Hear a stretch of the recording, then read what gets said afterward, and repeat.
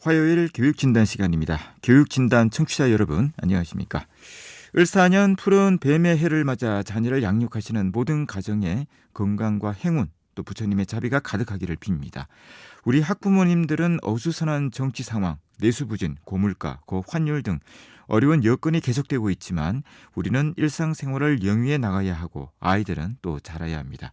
오늘은 부모 자녀가 새해 벽두 어떤 마음과 자세로 한 해를 보내야 할지에 대해 얘기해보는 시간 갖도록 하겠습니다.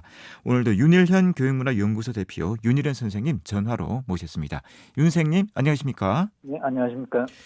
자, 자녀가 있는 가정에서 어떤 마음으로 한 해를 시작해야 할지에 대해 얘기를 시작해 볼까 합니다.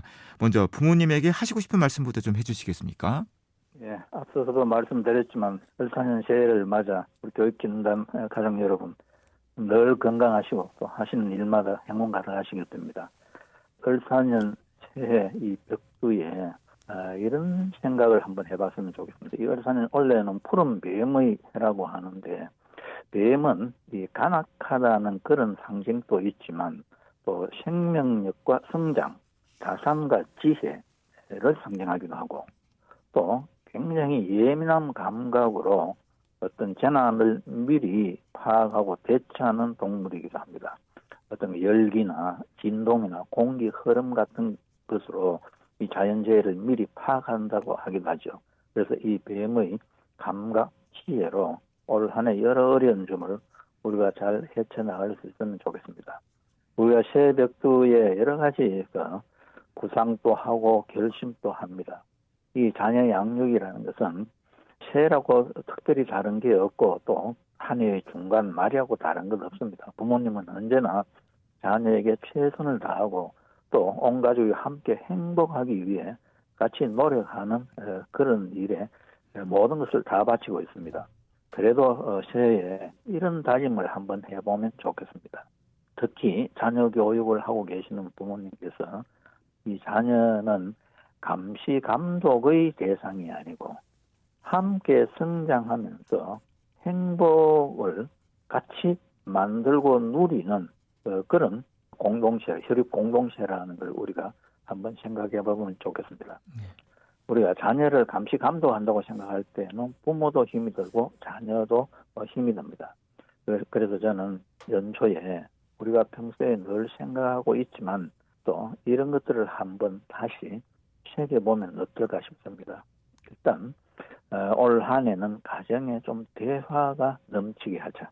그러기 위해서는 특히 아빠가 많이 바빠도 가능하면 일주일에 한 번 아니면 중고등학생이나 이런 쪽의 대학생이면은 한 달에 한두 번이라도 같이 밥을 먹으면서 공동의 화제 그리고 가족의 어떤 행복을 위해서 함께 무엇을 할 것인가 이런 이야기를 나누는 시간을 가지면 좋겠습니다.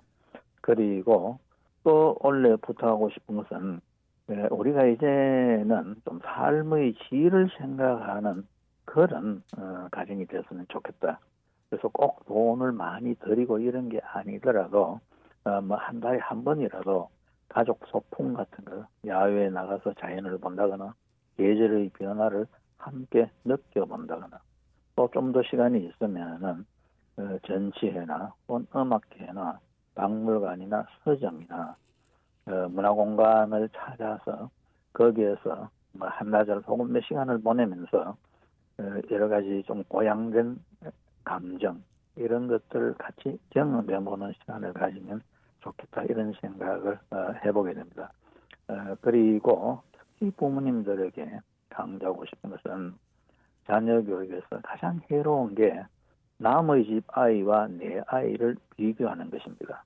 그래서 올해는 부모님께서 연초에 정말로 가능하면은 내 아이를 남의 아이와 어떤 능력이나 생활 태도 이런 모든 걸 포함해서 비교하지 않겠다는 다짐을 한번 하면 좋겠습니다. 내 아이는 내 아이만이 가지는 어떤 그런 장점이 있습니다. 그래서 남과의 상대적인 비교보다는 저는 늘 이렇게 강조합니다. 시간상의 비교. 어제보다 오늘 내가 얼마나 좋아졌는가. 오늘처럼 노력하면 내일 또 얼마나 많은 변화가 기대되겠는가. 어떤 어제보다 오늘이 얼마나 좋을까. 오늘보다 내일이 얼마나 더 좋아지겠는가. 자꾸 이렇게 앞을 내다보고 또 꿈꾸고 구상하는 이런 한 해가 되도록 온 가족이 같이 노력했으면 좋겠습니다. 네. 우리 학생들은 올 한 해를 어떻게 보내면 좋을지에 대해 조언을 부탁드립니다. 이 연초에 부모님이나 학생이 바라는 첫 번째가 이 자기 주도 학습 생활 습관의 그 확립입니다. 앞서서도 우리가 부모님이 감시 감독을 한다는 그런 느낌 없이 살도록 하자.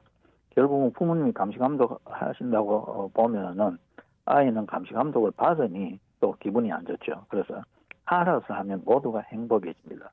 이 자기주도 학습을 하기 위해서는 연습을 해야 됩니다. 특히 방학 동안에 먼저 실천 가능한 계획을 세우고 그리고 반드시 실천하도록 노력하고 또 뭐 한 주일 단위로 했으면은 토요일이나 일요일쯤에 한 주일을 평가해보고 이런 점이 무리였다, 이런 점이 문제가 있다 싶으면 수정해서 그 다음 주는 또 더 실천 가능한 알차고 실천 가능한 계획을 세우고 자꾸 이렇게 시행착오를 거듭하면서 계획하고 실천하고 성취감을 느끼고 이 성취감을 느끼면은 자신감도 생기고 그리고 생활이 즐겁고 늘 힘이 넘칩니다. 그래서 성취감은 모든 그 향상을 위한 그 토대가 되기 때문에 이 부분을 방학 동안 이 겨울에 좀 실천을 해보면 좋겠습니다. 그리고 또 가장 기본적인 거지만 가능하면 규칙적인 생활을 하자.